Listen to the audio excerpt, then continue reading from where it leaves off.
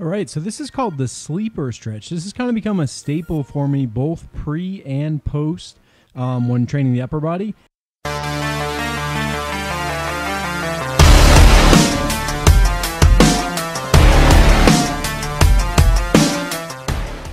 And I can't honestly remember exactly when this became that staple in my programming.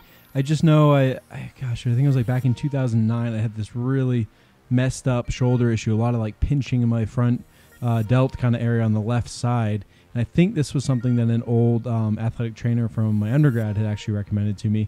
But in any event, you'll notice that you'll see me kind of like wiggle to like get my shoulder blades pinched back when I do this. If you let your shoulder blades round forward in this movement, what you'll find is when you press down on your forearm to make your shoulder go into internal or external rotation, that you're more likely to have like a pop or a click in your shoulder because you're just loose at the scapula. It's just too free. So you want to pinch your shoulder blades back, get a nice, your elbow just a little bit off the edge of the bench or whatever you're leaning on. And then if you're at home, honestly, you can usually do this over like a staircase. If you have a wide enough staircase, you can kind of like hunch your body into like a, I guess kind of crunch into almost like the fetal position and then hang your arm over the edge. I'll even do this like on my back deck at my parents' house. For some reason, it tends to be one of those things where sometimes like I'm cramming to get a workout done, and I don't get it done in time, and then I want to kind of like finish up and do a few stretches and things at home.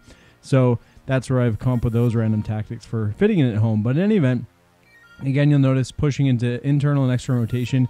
Pre-exercise, I'll do this for short little holds, or I'll even kind of oscillate, just kind of, bobbing it in to like position, And this just really kind of helps to loosen the shoulders up, I don't want them to be super loose before a workout, but I just, a little bit of mobility and stuff. And I've actually been playing around. Everyone knows I'm digging the whole banded traction stretching thing. So I'll show you a couple different variations. I have one that I like to do with that, and then one that actually you can just use a pull down bar or the stick or just some kind of rod or stick. And I'll show you how to kind of jam yourself in position with that. And I like those a lot as well. So I'll show those other variants here. I'll also usually do this at a couple different angles of shoulder abduction. So what I mean by that is like, you'll notice there's roughly a 90-degree angle between my upper arm and my torso, but then I'll kind of rotate that into a couple, a little bit higher, a little bit higher, a little bit lower. So closer to my torso, further away.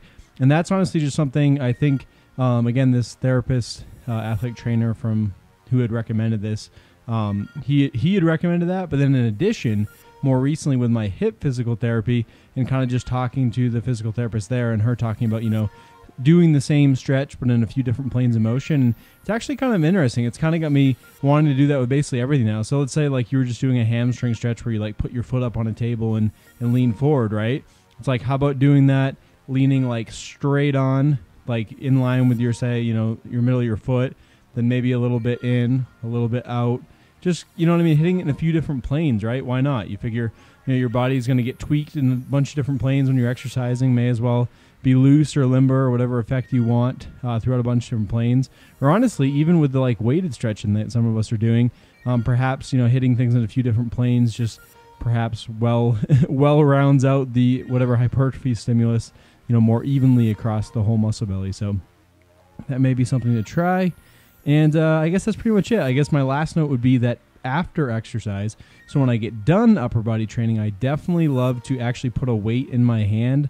My shoulders are so dang tight. So when I'm doing those kind of multiple planes of motion, I will hold, I've gone as high as a 25-pound dumbbell, but usually more like a 15 or 20-pound dumbbell in my hand for both the internal and external rotation. Now, one thing that you'll find is in this case, you'll see where my arm is kind of hanging off the bench to go into that external rotation, and in that case there's plenty of clearance for the dumbbell if it was in my hand to tip down.